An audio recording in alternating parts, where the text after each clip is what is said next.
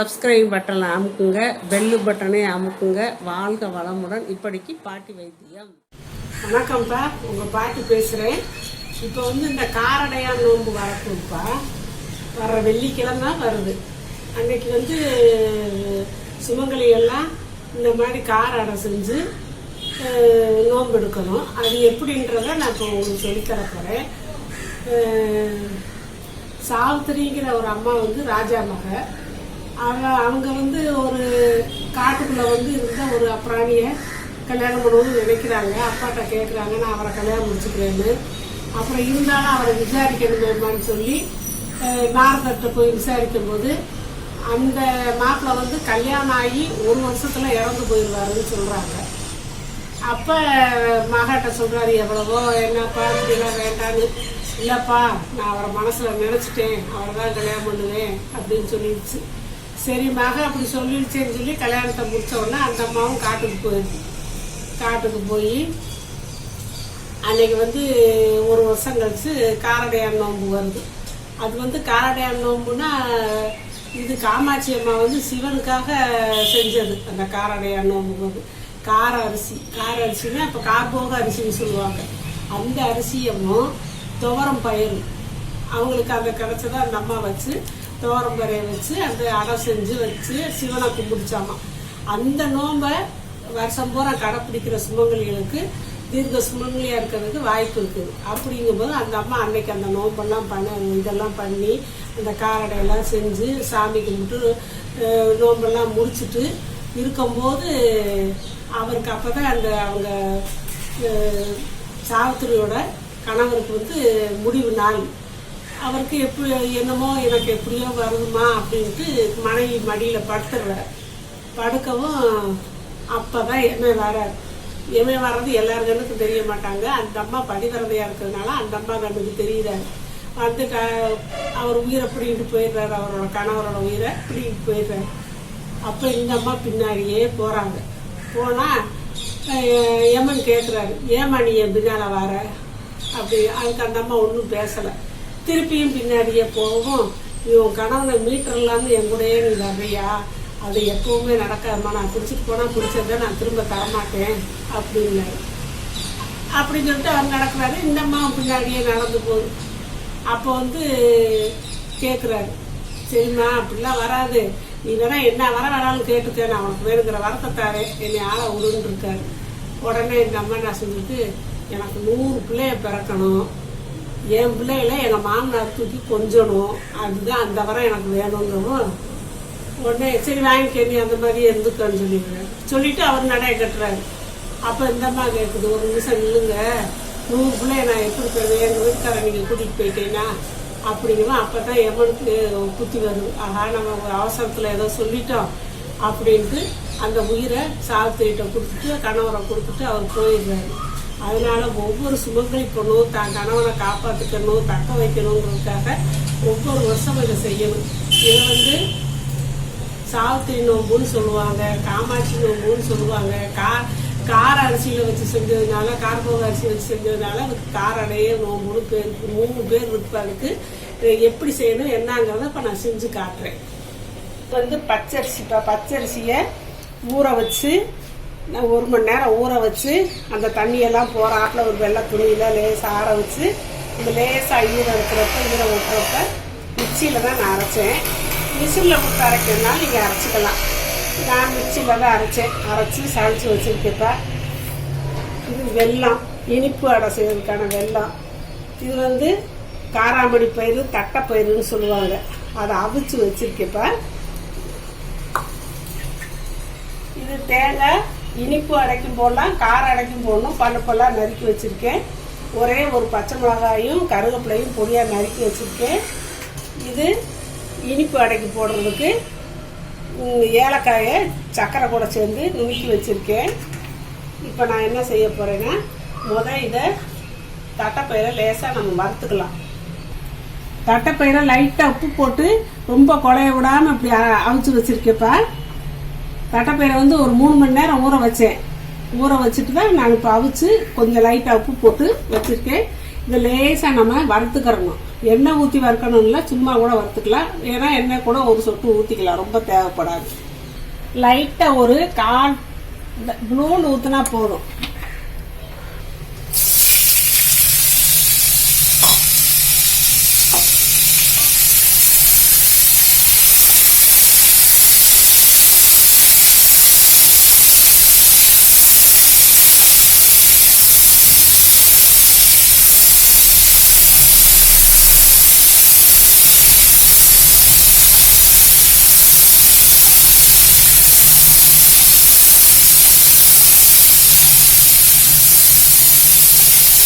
இன்னும் லேசாக வதக்கினா போதும்ப்பா.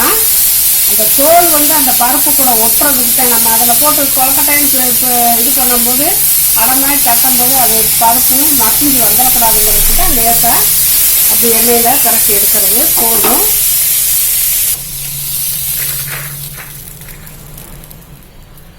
இந்த கப்பில் 1 கப்பு மாவு எடுக்க போகிறேன்ப்பா.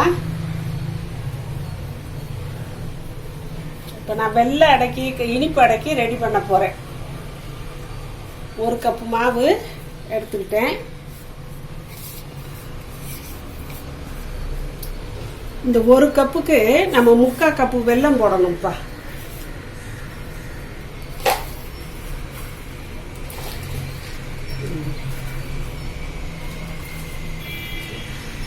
இதான் அளவு. 3/4 கப்பு வெல்லம். அந்த 1 கப்பு மாவுக்கு 3/4 கப்பு வெல்லம்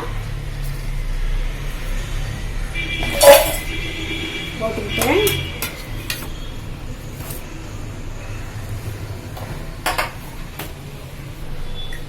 இதுக்கு இதில் 2 கப்பு தண்ணி ஊற்றுறேன். அந்த 1 கப்பு மாவுக்கு வந்து 2 கப்பு வெல்லம் தண்ணி, 3/4 கப்பு வெல்லம், 2 கப்பு தண்ணி. இதை நம்ம கரைக்க போகிறோம். அடுப்பில் வச்சுருக்கேன், இது கரையட்டும். இந்த இப்போ கரைஞ்சிருச்சுப்பா. போட்ட வெல்லமெல்லாம் நல்லா கரைஞ்சிருச்சு, கொதிக்குது. இப்போ அடுப்பை ஆஃப் பண்ணிவிட்டு நம்ம வடிகட்டிக்கலாம்.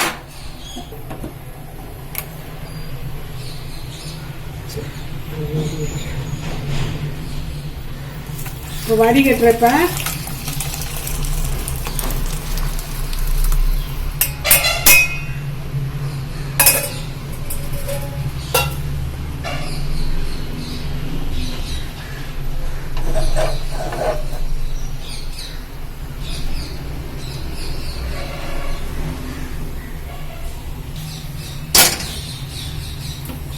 இந்த மாவை வறுத்துக்கலாம்ப்பா. பச்சை மாவு தான், நம்ம வறுத்துக்கலாம். இந்த மாவை இப்போ நான் வறுக்கிறப்ப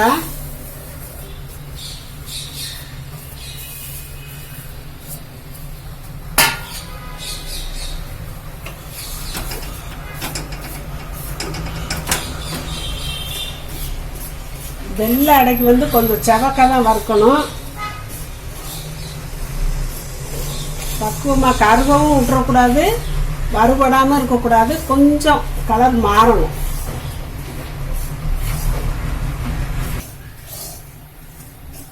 இன்னும் நல்லா வறுபடணும்ப்பா.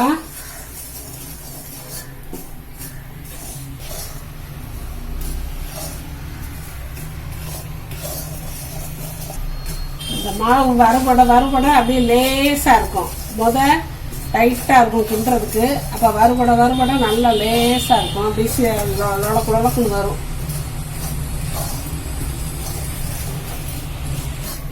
மாவை நான் சளிச்சுக்கிட்டேப்பா. நீங்கள் மிஷினில் போட்டு வாங்கிட்டு வந்தாலும் சளிச்சு வச்சுக்கோங்க. அங்கே நைஸாக அரைக்க சொல்லுங்க. இருந்தாலும் ஒரு தடவை சளிச்சுக்கிட்டா நம்மளுக்கு ஒரு திருப்தி, அவ்வளோதான். நல்லா வறுபட்டுருச்சு பாருங்க. மாவு ஒன்று சிக்காம அப்படியே சில்க் மாதிரி வருது பார்த்தீங்களாப்பா.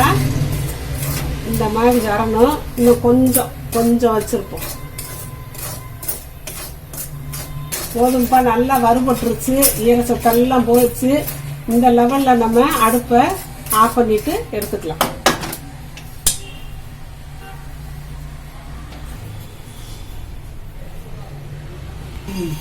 ஒரு கப்பு மாவு போட்டேப்பா, 3/4 கப்பு வெல்லம் போட்டேப்பா. இதில் அரைக்கும் கூட கொஞ்சம் குறைய இந்த பருப்பு போடலாம். காராமணி பருப்பை போடலாம்.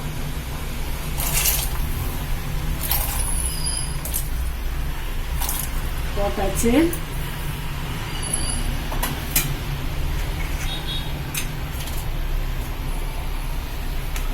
இந்த தேங்காய் பல்லு பல்லா இருக்கு இல்லையா, அதையும் பாதி போடுறேன்.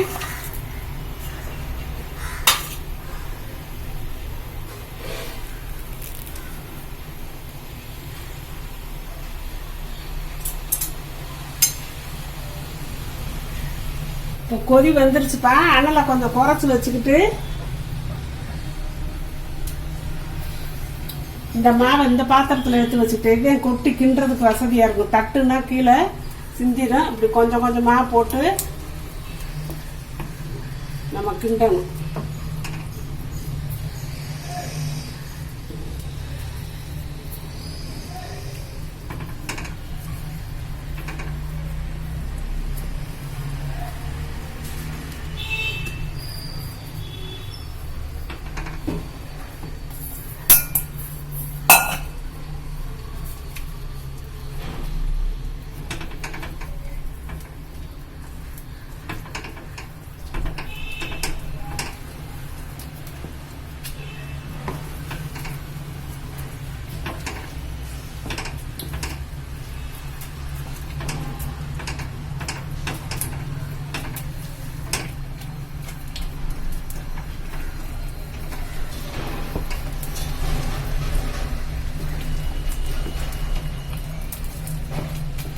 இந்த பதத்தில் அடுப்பை ஆஃப் பண்ணிட்டு கீழே வச்சு நம்ம கிண்டிக்கலாம்ப்பா.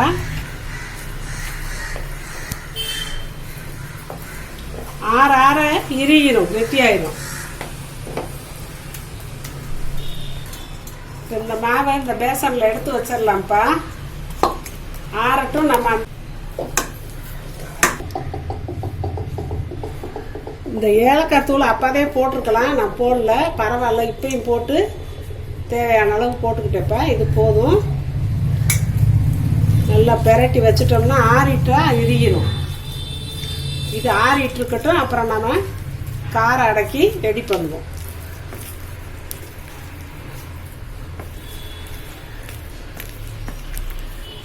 இப்போ காரம் அடக்கி வந்துப்பா 1 கப்பு எடுத்து வச்சுக்கிட்டேன். 1 கப் மாவு எடுத்து வச்சுட்டேன். இதுக்கு 2 கப்பு தண்ணி ஊற்ற போகிறேன். பாப்பா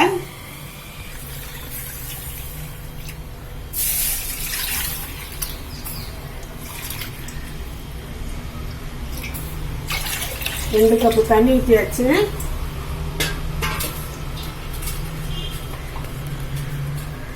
இந்த கருவேப்பிலை பச்சை மிளகாவை போட்டுப்பேன்.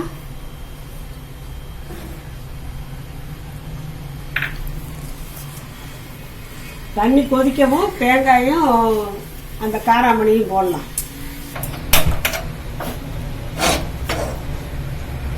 அடுப்பில் இது காயட்டும்ப்பா.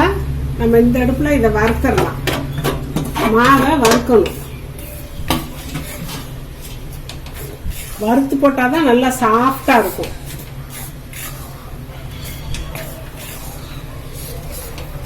இப்போ மாவு நல்லா வறுபட்டுருச்சுப்பா. இந்த நொலன்னு அப்படி சில்க் மாதிரி வரும் பார்த்தீங்களா, இந்த மாதிரி அந்த அளவுக்கு நம்ம வறுக்கணும். வறுத்துட்டு அடுப்பை ஆஃப் பண்ணிடலாம். மாவை தட்டில் கொட்டியாச்சுப்பா. இப்போ அந்த அடைக்கு தேவையான உப்பு போடணும். இது உப்பு அடை தான். தேவையான அளவு உப்பு போட்டுக்கிட்டோம்ப்பா.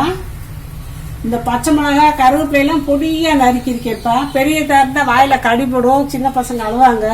அதனால பொடியாக கட் பண்ணியிருக்கேன். இந்த காராமணி பயிரையும் தேங்காயும் போட்டாச்சு. கொதி வரட்டும். இப்போ கொதி வந்துருச்சுப்பா. அடுப்பை கொஞ்சம் சிம்மில் வச்சுக்கிட்டு நம்ம கிண்டுவோம்.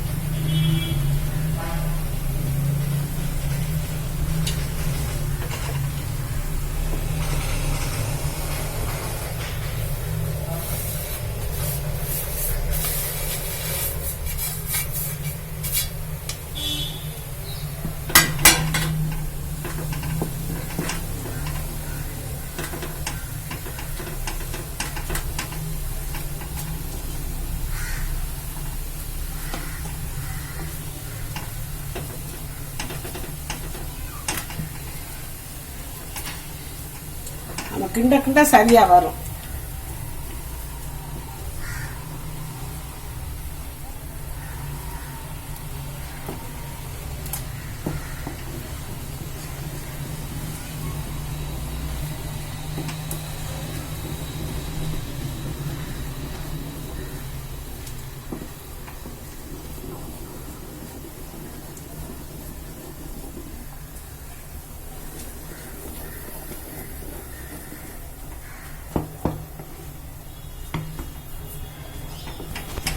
இப்போ இறக்கிக்கிட்டு நம்ம கீழே வச்சு கிண்டுவோம்ப்பா.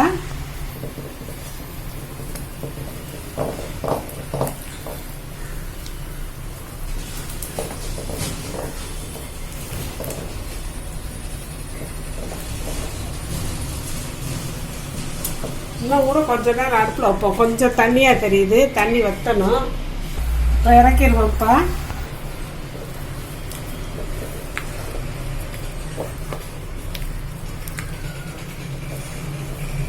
மாவெல்லாம் கட்டிப்படலை, அந்த தேங்காய் தான் அப்படி தெரியுது. இப்போ மாவை இந்த தட்டில் கொட்டி ஆற வச்சிருவோம். ஆற வச்சுட்டு நம்ம இனிப்பு அடைய செய்வோம்ப்பா. இப்போ மாவை தட்டில் உப்பு அடைக்க நம்ம எடுத்து வச்சாச்சுப்பா. தனியாக ஆறிக்கிட்டு இருக்கட்டும், நம்ம வெள்ளை அடை செய்வோம். இட்லி தட்டில் எண்ணெய் தடவை வச்சிருக்கேப்பா. நம்ம வெள்ளை அடையை செஞ்சுக்கிறோம்.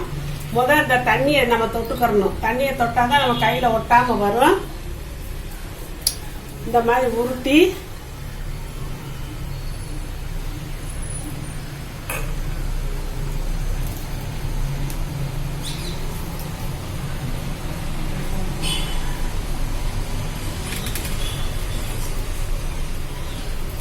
ஒவ்வொரு தடவையும் நம்ம தண்ணி தொட்டுக்கிறணும்.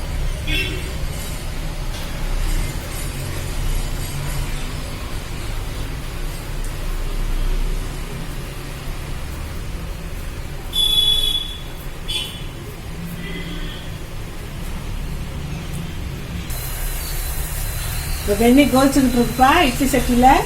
இது ஒரு 10 நிமிஷம் வேகணும்.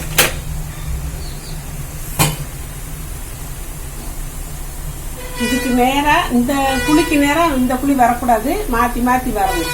இந்த ஓட்டை இருக்க பக்கம் அந்த குழிக்கு நேராக வைக்கணும். ஒரு 10 நிமிஷம் டயத்தை பார்த்துட்டு ஆஃப் பண்ணிக்கலாம். 10 நிமிஷம் ஆயிடுச்சுப்பா. இந்த சுற்றி ஆவி வருது பார்த்தீங்களா? 10 நிமிஷத்துல வெந்துடும். சுற்றி ஆவி வந்துருச்சு, நம்ம எடுத்துடலாம். அடுப்பு ஆஃப் பண்ணியாச்சு. இப்போப்பா இது கொஞ்ச நேரம் ஆறணும். ஆற எடுத்து வைக்க முடியும். இப்போ சூடாக எடுத்து வைக்க முடியாது. ஆறட்டும். எடுத்து வச்சுட்டு இப்போ நான் இந்த உப்பு அடக்கி கட்டி வச்சிருக்கேன். அடுத்து அதை வேக வச்சு நான் காட்டுறேன். இப்போ சுற்றில ஆவி வந்துருச்சுப்பா, வெந்துருச்சு. 10 நிமிஷம் ஆயிடுச்சு. இப்போ நான் எடுக்கிறேன். அடுப்பை ஆஃப் பண்ணிக்கலாம்.